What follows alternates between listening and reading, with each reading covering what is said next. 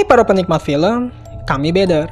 Lagi hits nih filmnya The Conjuring, The Devil Made Me Do It. Dan beberapa channel YouTube pun lagi ngebahas film ini. Tapi kalau bicara film horor, kita punya Joko Anwar yang juga sudah menelurkan beberapa film horor yang gak kalah serunya.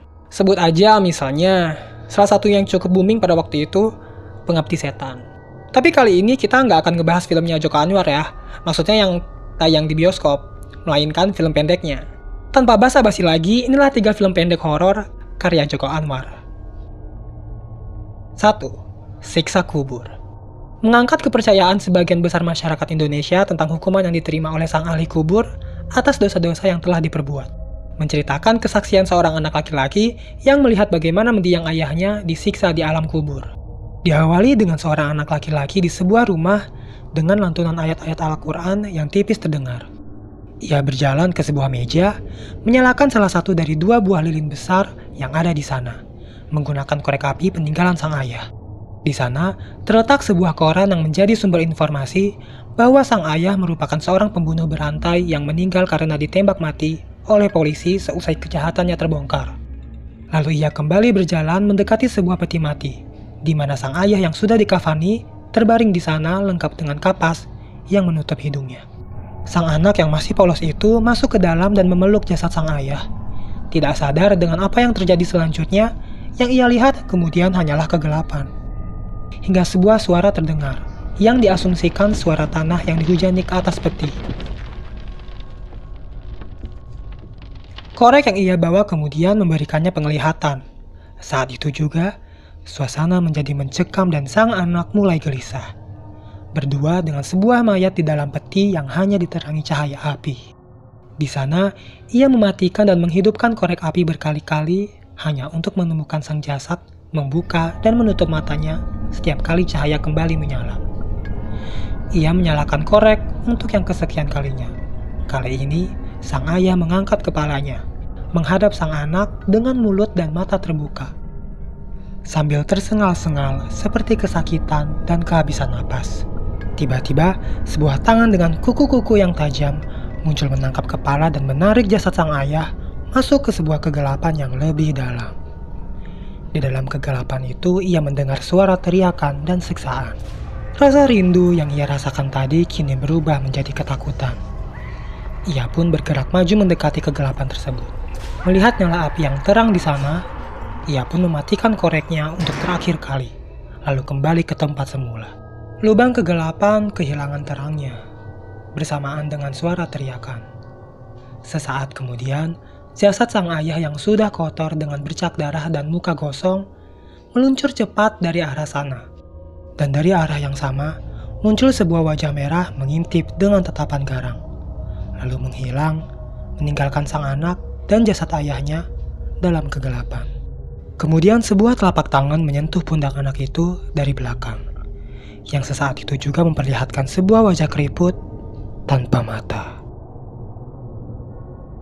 2. Jenny. Kalau film pendek yang satu ini dibuat khusus untuk mempromosikan sebuah platform streaming yang bernama Tribe pada tahun 2016, dan dibuat sebelum Pengabdi Setan untuk membuktikan kualitas film horor besutannya.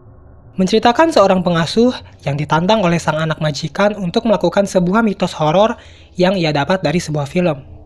Tidak percaya dengan perkataan anak itu, ia pun menerima tantangannya dengan sangat percaya diri. Mereka berdua pergi ke kamar mandi.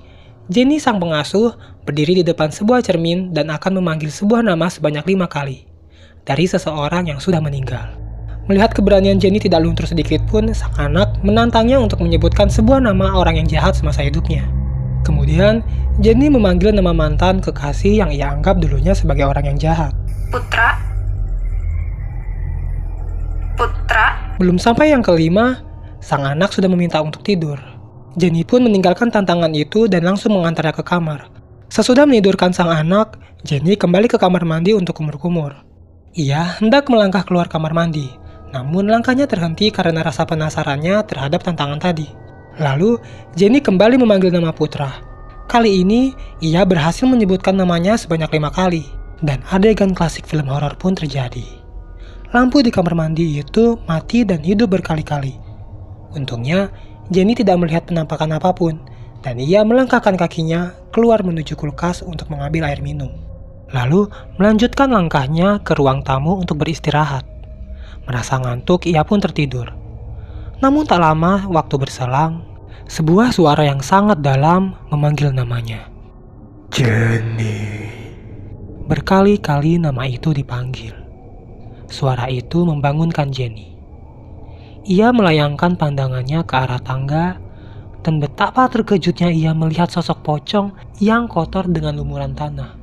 Lega bahwa itu adalah mimpi, ia pun kembali melayangkan pandangannya ke tempat yang sama. Tapi kali ini ia tidak bermimpi. Ia terkejut bukan kepalang lalu berlari keluar rumah mencari pertolongan. Tidak ada yang merespon, akhirnya ia memberanikan diri masuk kembali ke rumah melalui dapur dan mengambil pisau sebagai senjata pemusnah setan. Ia kembali ke ruang tamu. Dengan perlahan melangkah ke arah tangga, lalu naik ke lantai atas ke kamar sang anak majikan. Masih dengan tempo yang sama, ia berjalan dan membuka pintu kamar itu.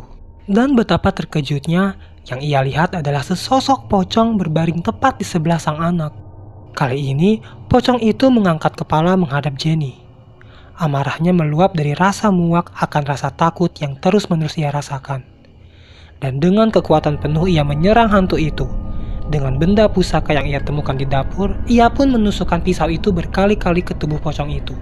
Dan mendapati bahwa yang ia bunuh adalah sang anak majikan. Pocong yang sudah berpindah tempat ke belakang gorden jendela pun menghampiri Jenny yang lemas ketakutan tak berdaya. Dan menutup film pendek itu. 3. Jangan kedip. Kalau yang satu ini pendeknya pendek banget, cuman semenit. Ya karena ini adalah film pendek untuk iklan salah satu operator seluler. Meskipun begitu, film pendek ini cukup seram dan bisa membuat kalian susah untuk tidak berkedip. Film ini tentang seorang perempuan yang ketakutan setengah mati karena terus melihat hantu setiap kali ia mengedipkan mata dan memaksanya untuk terus-menerus membuka mata. Tidak sanggup, ia pun berlari ke sana kemari untuk menghindari wujud seram mereka. Hingga dalam keputusasaannya, ia memutuskan untuk memotong kelopak matanya. Dan itulah 3 film pendek bergenre horor karya Joko Anwar. Bagi kalian yang gak kuat untuk menonton film horor, tapi kepengen banget nonton film horor, udah sana tonton aja film pendek di atas. Biar gak lama-lama nontonnya, oke? Kami Bedah Drama, undur diri. Bye.